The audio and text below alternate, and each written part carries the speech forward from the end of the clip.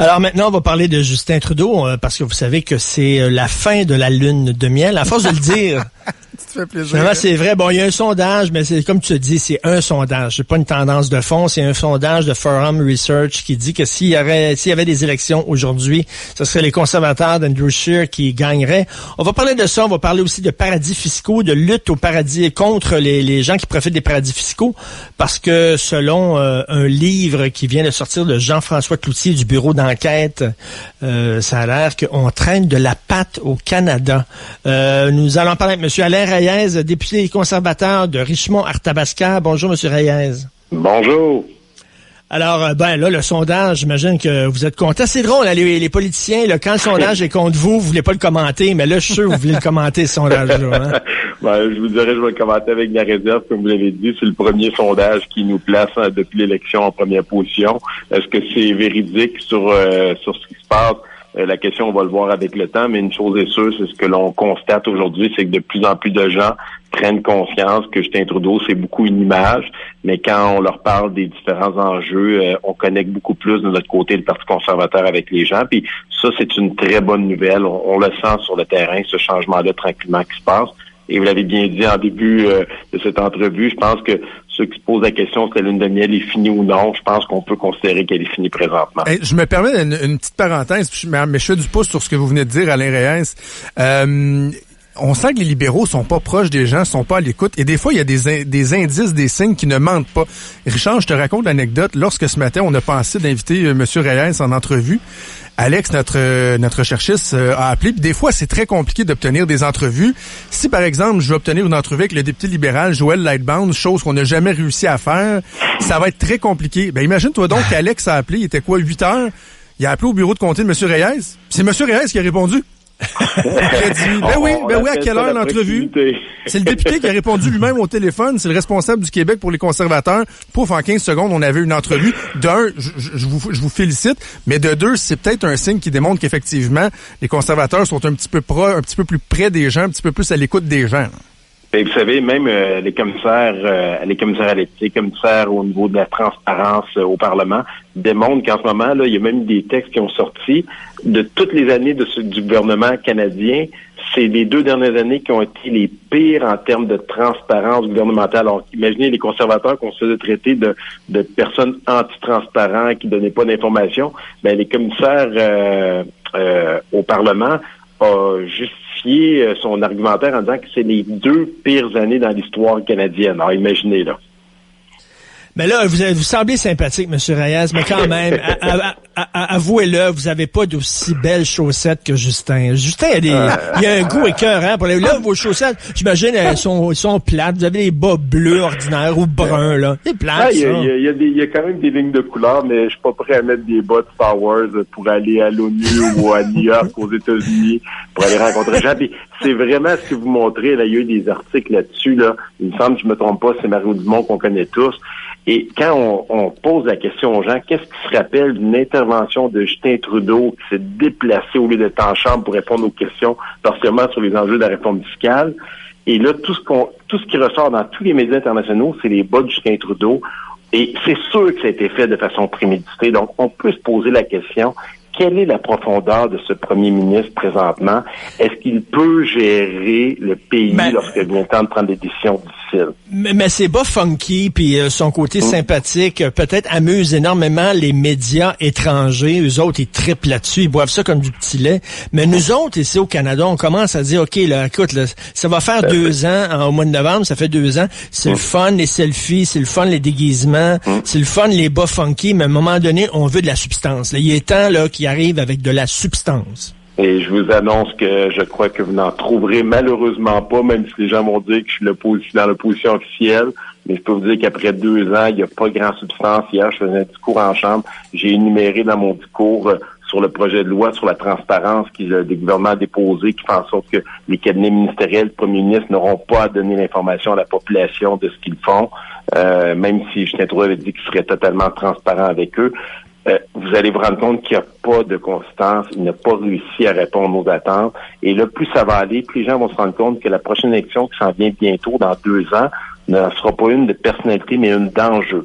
Et quand on parle d'enjeu, on se rend compte que les médias on le doit direct dessus, puis plus ça va aller, plus on va mettre ces choses en évidence, plus vous allez les constater vous-même par vos différentes enquêtes que vous allez faire, analyses que vous allez faire, pour voir que non, à part des consultations, par-dessus consultation, par-dessus consultation, pour un gouvernement qui disait qu'il y avait un plan, il n'y a absolument rien. Mais en même temps, je comprends que ça va être une élection, vous dites, qui va être basée, centrée sur les enjeux, mais on n'a pas nécessairement l'impression, M. Reyes, que votre nouveau chef, Andrew Scheer, est nécessairement une boule de charisme et de leadership. Là, on le voit presque pas. Pourtant, le Québec l'a beaucoup aidé à se faire élire chef du Parti conservateur, et depuis qu'il est en poste, il me semble qu'on le voit pas beaucoup.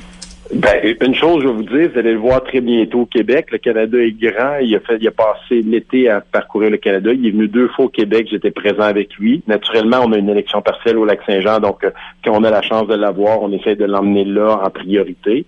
Mais, cela étant dit, moi, je dis souvent aux gens que je côtoie, au nombre de fois que j'entends dans mes entrevues que personne ne connaît Andrew Scheer, vous l'avez nommé, je sais que vous avez beaucoup d'auditeurs qui vous écoutent. À force de l'entendre, les gens au moins doivent savoir c'est qui. Ça, c'est une des choses.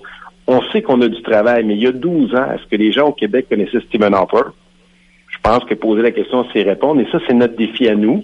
Et je pense que plus on sera sur le terrain, vous l'avez dit, plus le temps va avancer. Les élections aussi sont des buzz médiatiques assez forts où les chefs, surtout que les campagnes sont beaucoup centrées sur les chefs, vont être mis en évidence. Et je suis convaincu qu'ils sont une plateforme. Et ça, c'est notre défi maintenant la prochaine année de préparer ça, présenter une plateforme qui répondra aux attentes qui sont élevées de la population canadienne, du Québec, des régions.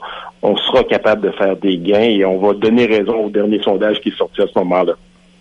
Là, à l'ONU, il est allé dire, Justin Trudeau, qu'on traite mal les Autochtones. Et moi, j'écris ce matin dans ma chronique que s'il veut qu'on traite bien les Autochtones, Stephen Harper, il avait passé la loi C-27 qui obligeait les chefs à dévoiler qu'est-ce qu'ils font avec l'argent, parce qu'on leur envoie des millions de dollars, là. Quand on dit on fait rien on est peut-être pas parfait au Canada avec les Autochtones, mais c'est pas vrai qu'on fait rien. On leur envoie énormément d'argent, puis on sait pas comment ils utilisent cet argent-là. Stephen Harper avait une loi pour la transparence des Premières Nations. Puis lui, il a abrogé cette loi-là. Après ça, ça va dire, oui, mais on n'est pas gentil avec les Autochtones. Si vous voulez être gentil avec les Autochtones, M. Trudeau, permettez aux gens qui demeurent sur les réserves de savoir qu'est-ce que leurs chefs font avec l'argent qu'on leur envoie. Et tu as fait raison, puis vous dites qu'il a abrogé cette loi-là. Il a aussi abrogé comme premier projet de loi en Chambre la loi de la transparence pour les syndicats, où les leaders des syndicats, les gestionnaires devaient faire montrer patte blanche au niveau de leurs dépenses, au niveau de leurs revenus, au niveau de ce qu'ils faisaient avec l'argent. Donc, c'est des mesures, justement, de Justin Trudeau qui semblent beaucoup parler, mais qui posent pas d'action concrète. Et là, vous dites à l'ONU, là, il est allé à l'ONU pour nous faire la leçon à nous, les Canadiens, qu'on regarde l'opportunité qu'il avait incroyable de nous dire sa position au niveau des enjeux internationaux de sécurité. Et Dieu sait qu'il y en a en ce moment. Là, on a posé une nommée. On peut voir Trump aller. On peut voir la Corée du Nord, comment ça se passe. On peut voir les enjeux d'immigration. Il avait l'opportunité de se positionner. Il ne l'a pas fait. On n'a aucune idée où il se positionne. Là, on veut un siège sur le Conseil de sécurité. C'était le temps de les cruiser. C'était le temps de montrer qu'au Canada, on avait du leadership, qu'on avait un rôle à jouer dans la crise en Corée du Nord, dans la crise en Birmanie. L'autre est allé parler des Autochtones. N'importe quoi, en tout cas. Et il nous fait la leçon. Moi, c'est ça qui me met le plus en maudit. C'est que c'est comme si, là, aujourd'hui, là, on continue à taper les Autochtones quand il y a plusieurs mesures, vous l'avez dit, il y a beaucoup d'argent, il faut les aider, on est tous conscients des problématiques, mais là, à un moment donné, là, quelqu'un avait écrit, je sais plus qui, là, on va-tu commencer à traiter toutes les personnes qui ont attaqué les Juifs de la même façon, puis répéter, puis de se faire acquérir nous autres mêmes? Je pense qu'on est responsable, il faut continuer à travailler, il faut continuer à les aider, je tiens bien à le dire, mais à un moment donné, là, il y a aussi d'autres enjeux internationaux, et là, Justin Trudeau qui s'en va sur le terrain de l'ONU, qui parle à l'ensemble des nations, puis qui nous fait nous-mêmes la leçon. Ça, honnêtement, personnellement, moi, j'ai trouvé ça ordinaire. On apprend dans le journal ce matin que la ministre du Revenu national, Diane Leboutillier, est pas intéressée à rencontrer Monsieur Brad Birkenfeld, qui est un lanceur d'alerte américain, qui a permis, lui, le gars se spécialise dans les paradis fiscaux. Là. Il a connu ça, c'est un lanceur d'alerte, bref. Et grâce à son aide, les autorités américaines ont récupéré 5 milliards de dollars US en impôts impayés. Puis la ministre Leboutillier, elle a dit, Moi, je l'encourage à utiliser la ligne là, la ligne téléphonique de dénonciation là, qui est accessible à tous les Canadiens. Coudon, ils veulent-tu combattre les paradis fiscaux ou ils veulent pas? Il laisse sous-entendre qu'ils les combattent en attaquant nos PME, nos entrepreneurs, nos restaurateurs avec la réforme fiscale. Ben oui. Et où est vraiment l'argent? Et la démonstration est faite. Il y a plusieurs analyses par rapport à ça. Honnêtement, c'est tout simplement le seul mot qui me vient en tête, la seule expression, c'est du n'importe quoi. Puis ça va faire maintenant, bientôt une semaine et demie qu'on est en chambre. Toutes nos questions touchent la réforme fiscale ou presque. Ça touche des gens, ça touche des emplois, ça touche nos régions. Ça va toucher la grande région de Québec, la Mauricie, centre du Québec, la Rive-Sud de Montréal, les endroits où on n'a pas nécessairement des multinationales. Et là, on s'attaque directement aux contribuables, aux employés, aux familles de la classe moyenne qui disent vouloir supporter. Puis on pourrait se poser la question, quels sont les intérêts des amis de Justin Trudeau, du ministre Morneau, à Bay Street, à Toronto, pour faire en sorte qu'ils ne veulent pas aller plus loin dans ce dossier-là. Ben oui, au lieu de s'attaquer aux vrais gros méchants là, qui échappent au fisc à coût de millions de dollars, des milliards.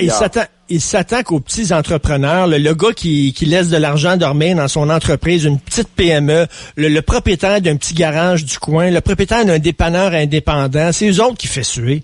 Tout à fait. Puis je dirais, là, les gens là ont l'impression au premier niveau, quand c'est venu sur la table, qu'on parlait des propriétaires, là, des méchants propriétaires, ceux qui créent de l'emploi, ceux qui des fois font de l'argent, mais quand c'est difficile, on réussit à mettre de l'argent de côté pour soutenir leurs entreprises, garder les jobs. Mais c'est tous les employés. Et là, ça touche tout le monde. Ça touche tout le monde. 98% des petites et moyennes entreprises au Canada. Et ils représentent 90% des emplois. Là, on s'entend bien, 90% des emplois. On dit que c'était la pire attaque contre eux dans l'histoire canadienne au niveau fiscal. Donc, c'est dire comment l'impact est majeur. Toutes les chambres de commerce sont sorties, toutes les associations sont sorties, représentent 1,2 million de membres au Canada. Et il dit, si vous attaquez à ça, vous attaquez à notre économie.